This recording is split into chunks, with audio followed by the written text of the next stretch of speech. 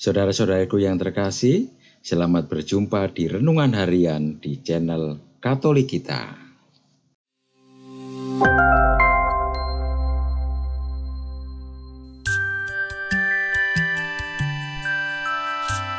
Hari ini, Senin, 14 Agustus 2023, Pekan Biasa ke-19.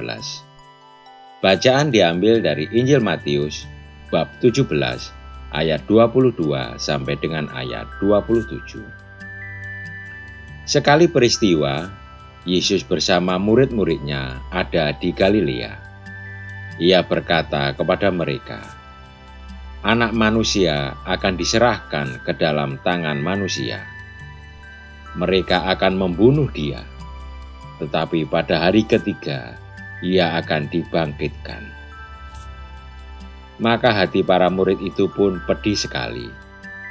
Ketika Yesus dan murid-muridnya tiba di Kapernaum, datanglah seorang pemungut pajak Bait Allah kepada Petrus dan berkata, "Apakah gurumu tidak membayar pajak 2 dirham?"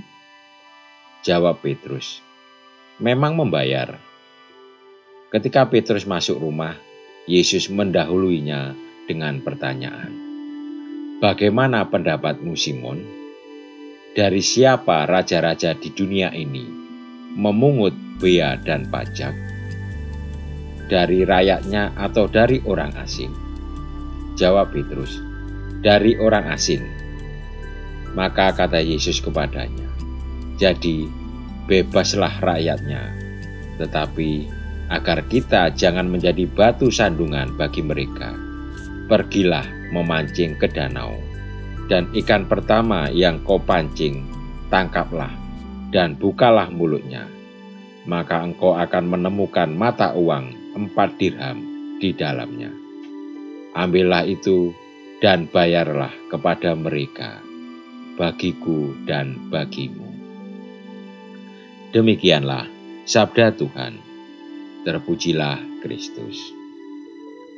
Saudara-saudariku yang terkasih, bacaan pertama dari kitab Ulangan memberi gambaran yang sangat jelas, detail, praktis tentang siapakah Allah dan apa yang harus dilakukan umat Israel.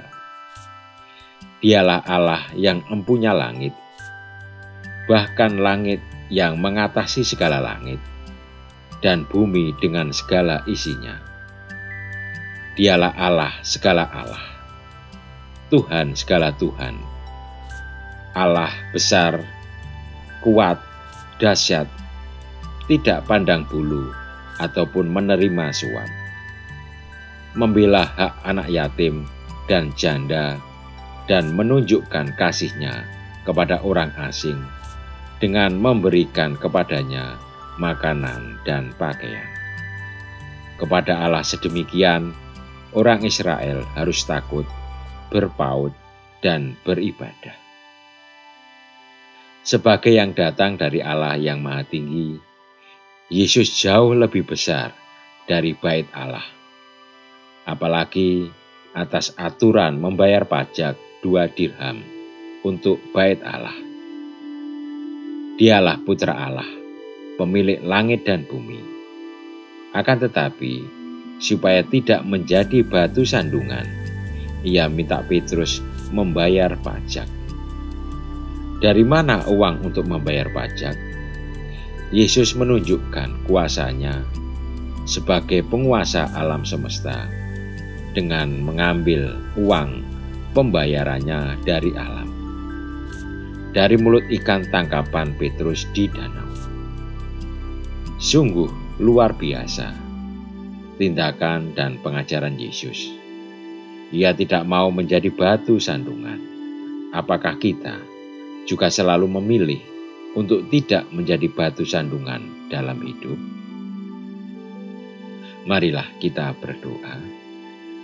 Tuhan, ajarlah kami untuk selalu mengagungkan Dikau sebagai penguasa langit dan bumi, dan tidak menjadi batu sandungan bagi orang lain.